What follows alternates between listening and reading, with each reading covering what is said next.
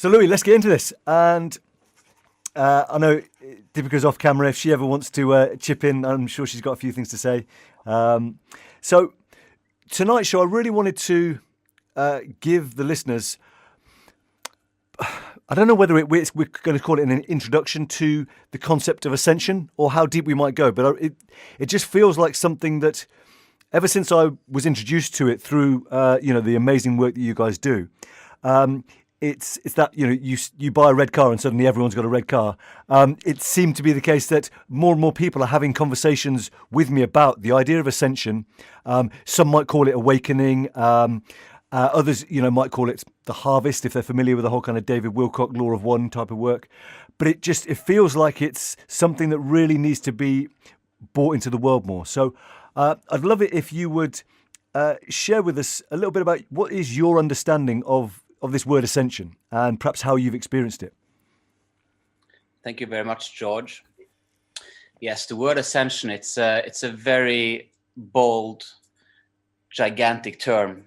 And when we come into the matter of explaining the meaning of it, we can go quite deep. So essentially, we're talking about a spiritual awareness of being.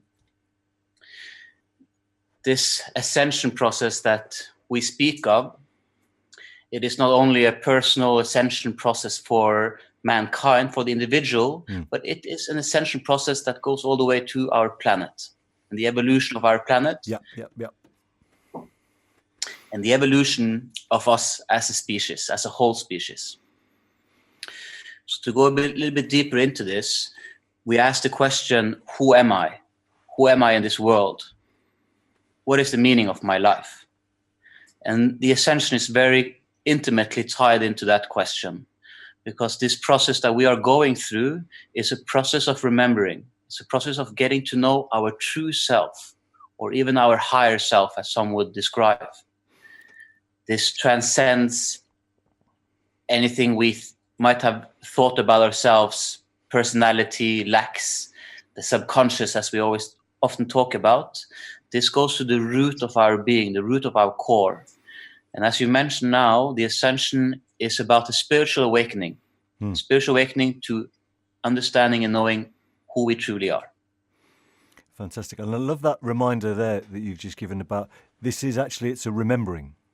And perhaps this idea that we are this pure, untouched soul. And when we spoke just before the show to kind of get things ready, you mentioned that from that pure essence, that pure place of being, there is no trauma, there is no lack. And it seems like, if I've heard you correctly, that this is a process of remembering that core essence. You're right, George. This is to come back to the basics of what truly is. For our listeners out there, we might have a certain thought pattern that we repeat to ourselves, a story about who we are. For some, that's a material story. For others, that's an emotional story, based on maybe lack or not feeling good enough. So when we come into the core of this, a remembering of who we truly are, it is what is hidden behind all of that. This presence, this awareness, this human factor that we all share. So you spoke about these stories we might be holding of who we are. And certainly for me, the story of I'm Not Lovable was a very big emotional story that was playing out and has needed a bit of attention. I'd love to hear a bit about actually your story to kind of give some context for the listeners. And one of the things I discussed on the previous show, I don't know if you recall that I do a lot of work down here in Cornwall with mentoring young men. And we use rites of passage and initiation as a way of helping them to really go deep and change some of the stories that they've been holding. And so I'd love to hear a bit about what your journey has been in this, whether we call it ascension, awakening. But for me, it is an initiation as well. It's an initiation into connection with higher and higher aspects of ourselves. So I'd love to hear what where you were, where you kind of started out, if you like, and what your initiations have been, and now how you are sharing the gifts that you've kind of claimed through those initiations. Thank you very much for your curiosity, George. Okay, so I go back to my former state of being, of consciousness. As I was now, a normal person living a normal life, having a normal day job, being very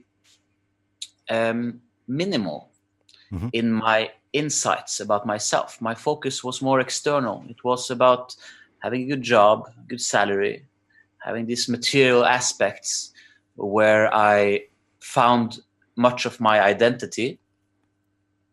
This goes some years back. I was living in a capital city, as I said, running a normal life.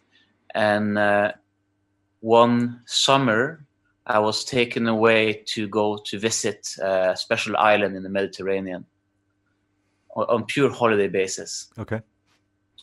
This island is called Ibiza. It's where I reside today, just for the listeners to have a bit more info on that.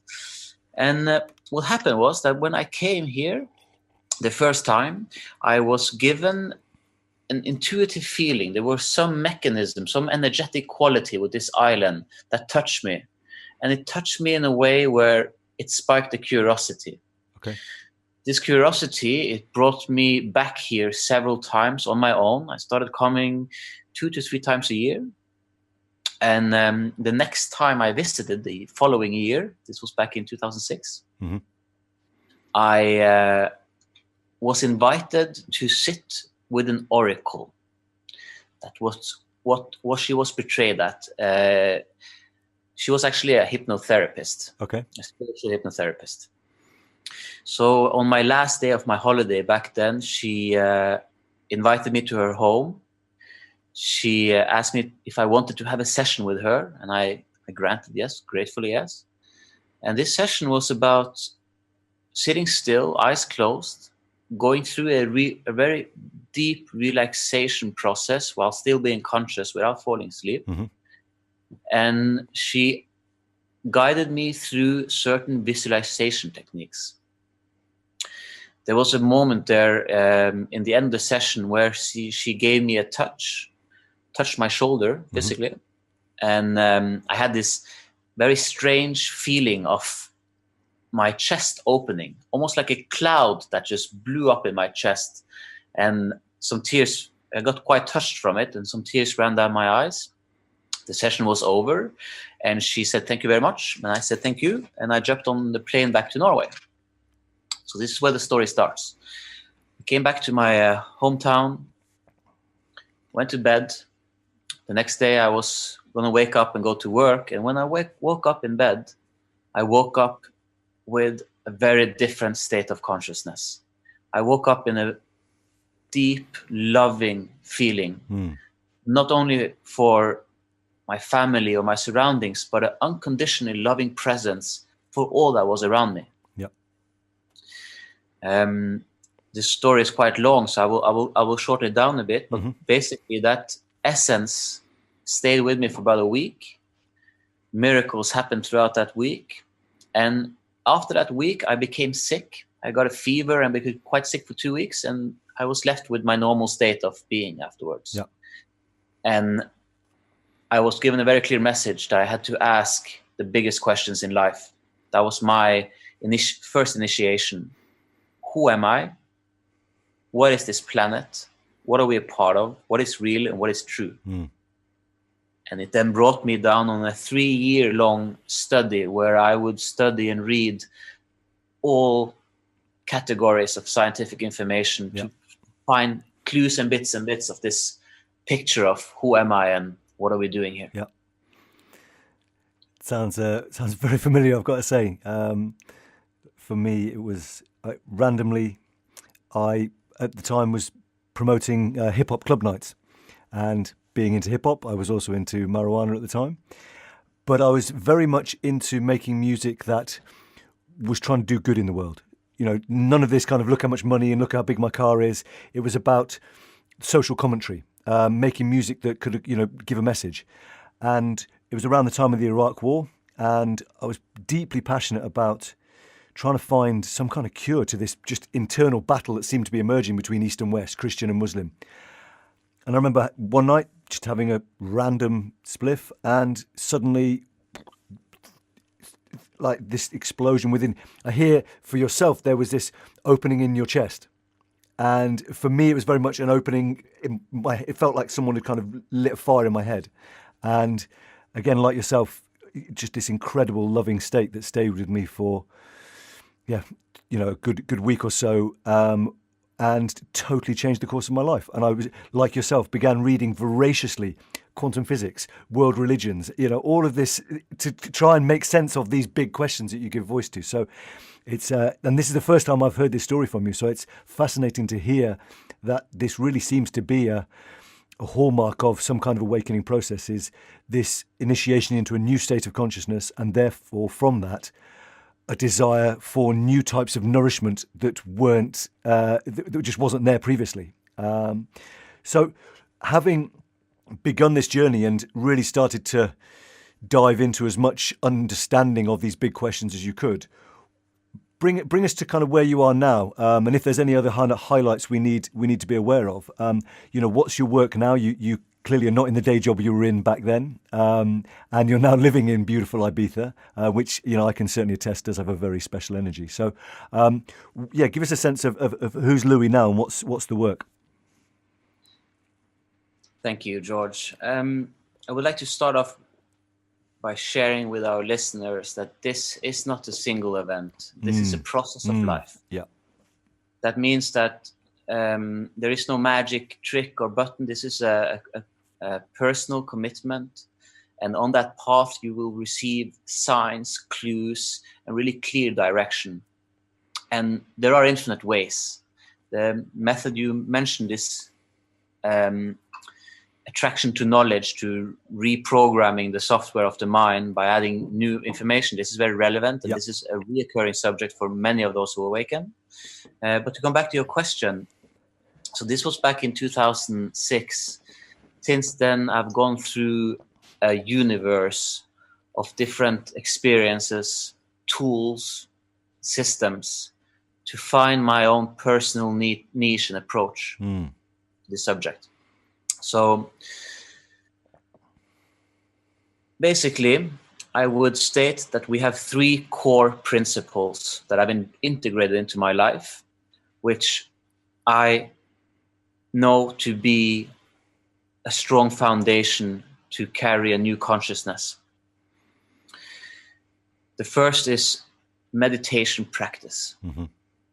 That includes an understanding of the mind, an understanding of thought processes, an understanding of our subconscious mind, these programmings, this mind chatter that we experience that seems to guide us on our way, but doesn't seem to be very useful. Yeah. The other 2 parts of the 3 core principles go into something we call a cellular upgrade, meaning that our body has gone through, for many of us, especially those who are older, the body has gone through a lot of contamination, a lot of confusion, and for most of us, our biochemistry is imbalanced. So it's understanding nutrition, it's understanding the tools we have to clean our cellular system and make it more compatible to carry a higher frequency of consciousness, to carry more energy. Yep. And the last path that I also work very intimately with is the entheogenic therapeutic principle. You mentioned a spliff and cannabis. She's one of these tools when you come on the right path, and among that there are many other plants that offer us wisdom, that carry a certain consciousness that we can join into and then download and receive more wisdom and come even closer in contact with this inner part of ourselves. So today I along with my beloved, we have created a platform called Genesis 2.0. This is a platform for holistic medicine work. The meaning by that is that the old systems that we have in the world, those that are driven by the old, the patriarchy, they are not very concerned with finding the core, So if we go into a metaphysical understanding, we create diseases, psychological or physical. We create traumas in our life, in our relationships, with the people around us, with the planet itself. And the Genesis platform is about understanding the metaphysical causes for these effects to materialize in the physical world.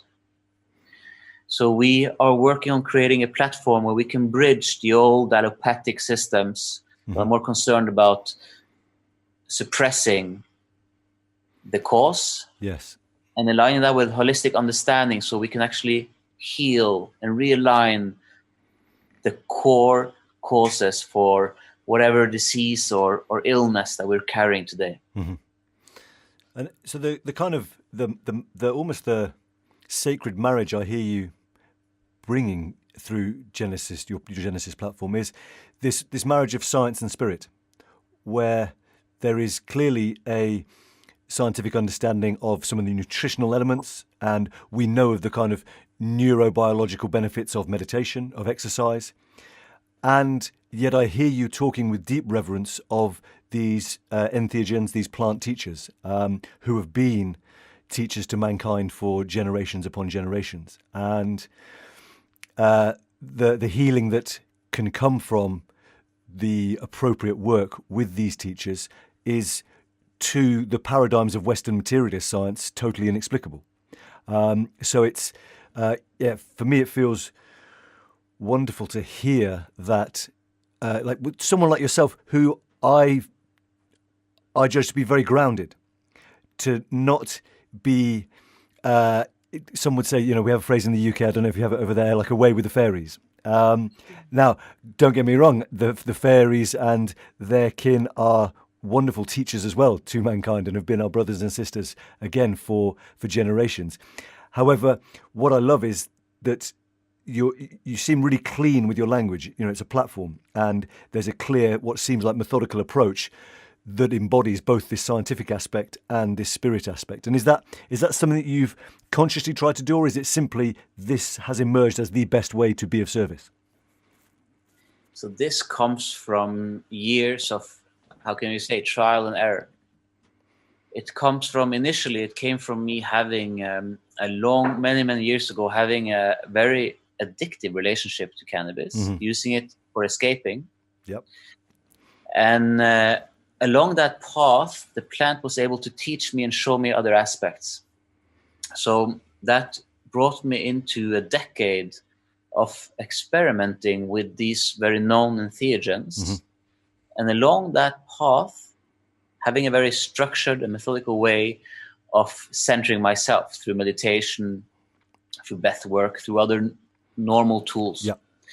So essentially, what I experienced when we go to circles, we go to ceremony, even if we are consuming ayahuasca or another type of sacred plant, what I saw was that along with this spiritual awakening on our planet, rose a trend around the world for doing this kind of medicine work. So people were all flying into the Amazon. Yep. The Amazon was flying out to the Western society.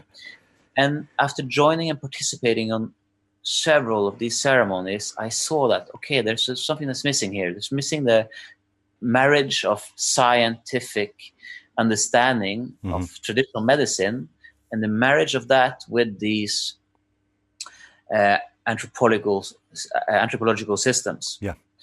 So slowly but surely, I started to see that, okay, there is an evolution needed here. And once I said that to myself, I started receiving visions, information from a higher realm, from an inner state. Yeah. And this was very much a creative project. So I was just being a vessel, receiving this information and putting it down, structuring it, and then doing all the research that I was asked to do along with that. Yeah. If one Googles any of these substances today, one will find that some of the largest universities and scholars of the world are now clinically studying all these concepts to be able to marry it into psychology and our modern Medicare systems. Yeah, 100%. And that's something that, again, is one of the deeper motivations for this show, is to see that the likes of Tim Ferriss or Tony Robbins are actively funding these studies into whether it's psilocybin for treatment-resistant depression, or MDMA-assisted therapy for veterans who are suffering PTSD, and to see that actually we as people are taking it in our own hands. We see the value and the benefit of these sacred substances, and we are doing something about it. And I was lucky enough to be at a talk by dear Graham Hancock over the weekend, and of course one of his famous things outside of his amazing work as an author and researcher is that his TED Talk was banned by TED, where he was advocating for the sovereignty of human consciousness, that we should be able to use these tools, these ancient teachers, as ways to receive healing and benefit. And it's wonderful to see, as you rightly point out, that actually major universities now are starting to rise again and to give what we have known has been credibility for years, but actually give it this kind of accepted stamp of approval, which will mean hopefully that more and more and more people over the years can benefit and can do so in a safe and held way. And that's something I'd really love to touch on with you, because one of the things I really took from the week we spent together was the number of times you spoke about holding your own space. And it really became deeply joined up with my understanding of what it means to be sovereign. As you know, you both know, because you've been so wonderful in supporting me through it. When I returned home from working with you guys, I had quite a challenge to navigate. As you know, Fan, my partner then, my wife then, we needed to navigate a new relationship. And, I'm pleased to report we're still doing that in an amazing, beautiful, loving way. And the huge thing that I really had to learn to embody was holding my space, to not come from a reaction of hurt or wounding, but to really hold this space of love and not, fall into fear. So what I'd love to hear is that, what do you mean when you say hold your space? Hold your space. Because I've seen you really be of service, and it seems to be such a core aspect of what you bring into the world. Thank you, George. I would like to tie this into the conclusion of what we just talked about. So with great powers come great responsibility. And these tools are there to teach us. I just want to make it very clear that it's not the tools. It is you who are the one who's going to make change. Yeah. And it's very important to create a proper platform and understanding of oneself and these tools and how they can benefit you. Because they have a bad reputation, some of them in the mainstream, or used to have at least. Yeah. And it's important to understand them, how they work. So when it comes to holding space,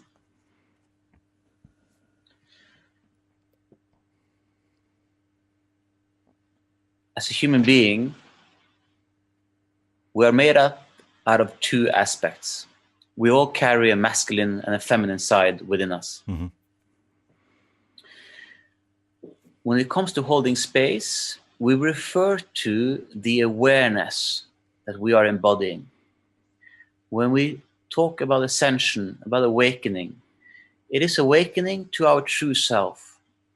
And when we touch upon that, we will touch upon an awareness, a vast, infinite awareness. This is something that's governed through our senses. It's our interpretation of the world, externally and internally. And when it comes to holding space, it's about mastering that awareness. It's about mastering being able to hold a still mind, connect to your senses, to how you're feeling, how others are feeling, and to clearly hold an awareness around that. Not allowing your own subconscious to interfere, or the ego or the thoughts, but being fully present and fully clear with what is, and allowing that to flow and be.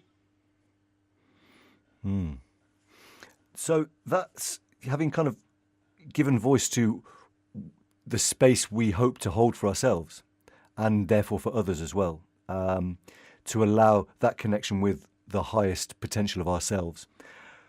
What are some of the things that can get in the way. And one of the things I really took from the brochure you sent out about your Genesis platform was this idea of a world stuck in fight or flight mode. So I'd love to hear you speak a bit about what did you mean by that? A world stuck in fight or flight mode. Thank you, George. Good question. Okay, so this needs a little bit of explaining to come to the core of this. So we have something called a fight or flight response. It's well known. It is a response that's related to our triggering of fear or a sense of danger. And it's a reaction, a hormonal reaction inside our mind, in our reptilian part of our mind, which activates the endocrine system, meaning the hormonal system, and it releases a charge of adrenaline through our body. So earlier on in our evolution, when we were more animal-based and we lived in nature as hunter-gatherers, we had flight or fight response as a very healthy response, meaning if we felt the presence of a dangerous animal, a threat, we would respond accordingly, and we would either fight or would flight. So bringing this into modern society, as modern human beings, we no longer carry the same threats around us. What's happened is that through our upbringing from childhood, we've had certain experiences in our life which we have stored an emotional memory to. I'll give an example. If we have been picked at school, let's say we've been picked at because we were small, smaller than the others. And through being picked at and through being given an emotional relationship to being small, and that, for an example, being having a perception of that being a bad thing, of not being good enough, what can happen, and it has happened with many of us on this planet today, is that we take that core experience, we remember it, and it's stored with an emotional factor to it. So then when we grow up, we're left with a subconscious patterning. A part of us still has that remembering connected to an emotion. And then what happens, where the fight or flight comes in, is that whenever that is triggered, whenever someone mentions the word small, or our context uses some wording that the mind connects to that subconscious wounding, the fight or flight response would kick in. So this will then lead to either confrontation, a projection of that pain upon the person who caused it. The person would not know anything about this. They would not be in fault. It would be the receiver who would have this experience and then go into this fight or flight mode and having to react, or flight, escapism, going into a bottle or an abuse, or doing whatever mechanism. Could be anything from overeating, smoking, the rest of it. So with the fight or flight, we mean we all have subconscious traumas that we've experienced in our lives, and very few of us have processed these. Going to a psychologist and intellectually processing it, it's not the same as emotionally releasing the trauma which is there. So we go about this world looking outside ourselves, having all these subconscious programs activated from day to day, either in our relationships with our mother or father or siblings, with our lovers, with our colleagues. And that accompanied with the high levels of stress that we're experiencing, and the stimulation we have from anything from news to social media to the rest. All this coupled makes us very, very easily triggered going into this fight or flight response. And hearing you say that, I guess we've almost created this world that it'd be hard to design a better world to prevent us from looking inside and to continually keep pushing those buttons that might be triggering. The 24-hour news cycle, the access to screens constantly, where at any moment something could crop up that's going to trigger you. And it's hard to, you know, I don't want to kind of get you to speculate on how we might save the world, but from the work that you've been doing, one of the things that's really struck me is for both you and Deepika, you seem to have this capacity to like laser beam into the thing that's going to make the difference based on what the person is sharing. And I say this from my own personal example.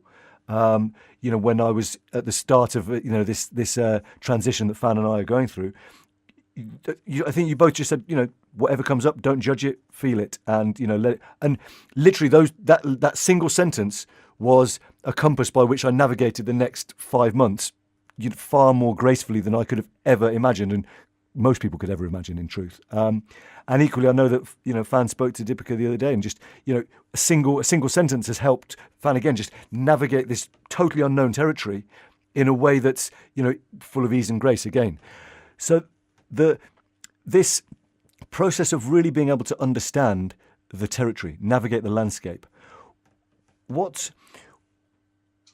you have a way of explaining this landscape so that if there are those people out there who are listening going, yeah, I do get triggered. You know, now that you've given voice to it, yeah, I recognize I am getting triggered. And maybe they don't quite know what that locked in emotional kind of core wounding is that's causing this triggering, but perhaps they've got an awareness that they are being triggered, that their response is not a grounded and centered one. What kind of insights can you give them to this landscape that might allow them to begin the process of releasing and begin the process of coming back to their center and back to themselves? Wow, that's a great question, George. You sure know how to pick them. It's essential and it's right to the point. Thank you. So we started this conversation talking about Ascension. I mentioned that Ascension is becoming self-aware, spiritual self-aware. Yeah. So when it comes to these subconscious traumatic triggers that happen to all of us, the first is to become aware of a pattern.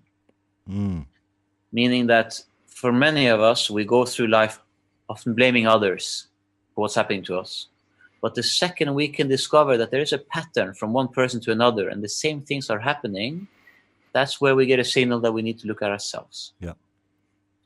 And this is quite basic. We have from my experience, most of these traumas, they come from childhood, and they come from either our masculine or feminine role model in life. Yeah. Mother or father. No offense to mother or father at all, but through generations, we've all been given this luggage, this baggage from our ancestors. So first is to become self-aware. Then it is to ask oneself, where does this come from? And through that self-inquiry, we have a magical tool within us, which is called the intuition. And by self-inquiry, by just asking the question, answers and clues will start to arise. Now that's a part of the starting of this work. When you want to go deeper, you want to embody these core principles. You would like to attain a proper understanding and a practice of meditation so that you can create a discerning, still mind, and that you can clearly see yourself when you get triggered. And this is very difficult. Yes. So when you experience a triggering, we usually go into what we call the blind spot, meaning that we lose our presence awareness and we become that triggering. And that is the first part of understanding this, is being able to sidetrack and have enough space inside to see that, oh, wow, yeah, this is me, it's coming out now. Mentioned briefly, how do we change the world? How do we get out of this? I personally feel, and I have full confidence in knowing in that we're going through a natural process. Everything that's ever happened is in perfect alignment with what it's supposed to be. So it's also the healing of these issues. Yeah. When we come to the far end of this tunnel, on the other side, there is just consciousness, there is just awareness. Everything is always in perfect order, everything is fine. And from here to there is a natural process of awakening and understanding and healing. And you don't need to have all the answers. What you must have is the courage to take responsibility and to ask these questions, and the rest will come by itself. Yep.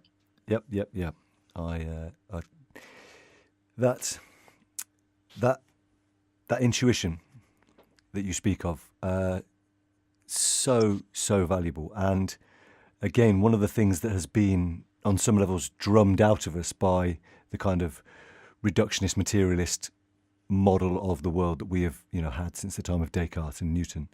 And, I speak from personal experience of having had this intuition, this little knowing this, that little bit of guidance is coming in, and for years ignoring it, suppressing it. And in the last, 6 to 8 months, really beginning to trust it. And as you say, miracles opening up before me. And it's something I've seen, with both you and Deepika, in terms of the healing that you help facilitate in others, seems to be clearly guided by this intuition that you are really starting to trust. And as we're kind of coming to a point where we're going to close our interview, what I wanted to just touch base with you on is to see, for someone who maybe they're starting to have this awareness that they're getting triggered, and perhaps as I've given voice to that description of me suppressing my own intuition for years, and yet it always having been there, what are some of the other calling cards that may exist for this awakening process, this kind of the first few steps on the path of ascension? What are some of the ways that people might be like, yes, and maybe that they recognize they're getting triggered, or maybe they're like, oh yes, I have got a bit of an intuition. Are there any other things that perhaps might begin to suggest that there is a bigger world waiting to open up for them, and that it is time for initiation for them? Thank you, George. This is a very broad question. The experiences are very different from individual to individual, but there are some common factors here. When we go through an awakening, when we start receiving this, it can often be very emotional. There can be emotional shifts in your body and in your perception. You might want to feel that you want to change external things in your life. It's adapted to how your persona is. So I'll give an example, your physical state. Depending on how your physical state is, you might get an intuitive feeling that it's time for a change, changing dietary, changing type of exercise. On other elements, it goes more internal. You might be drawn to meditation, yoga practices. You might be drawn to other types of spiritual combined with scientific types of information. For some, it can be very extreme. For some, they can go through, in a very short period of time, they can go through an extreme change of consciousness, where they almost feel that they're losing themselves. They go to their psychologist, and psychologists may give them a diagnosis calling them schizophrenic. Yes. All this is possible. So when this is happening to you, first thing you do is that you embody a trust. Trust in yourself and what is happening. And then you come back to asking these questions, because it's a nice way to round up our show. So we use the word consciousness. Many people don't like the word God anymore, since religion has been condemned. We use the word consciousness. And when I say consciousness, I refer to a type of God. And what I mean by that is that we are part of an infinite conscious field. This field is intuitively intelligent. It has no personality. It has no wanting. It has no ego. It just responds. And as a human being, we're all been given this beautiful gift of asking this field for whatever we need in our life. So once we come on a road where we see that something is changing, the job doesn't resonate anymore, the relationship, there's something that's not in place, in order, and the first step here is to open up, to come back to trusting not only yourself as an individual, but trusting the whole of the creation that you're a part of. Yeah, trust the process. What a beautiful way to finish up, to trust. And the thing I really hear as well is that you invited people to consider recognizing patterns that may be playing out as one of the first steps to begin releasing some of these long-held emotional traumas and things.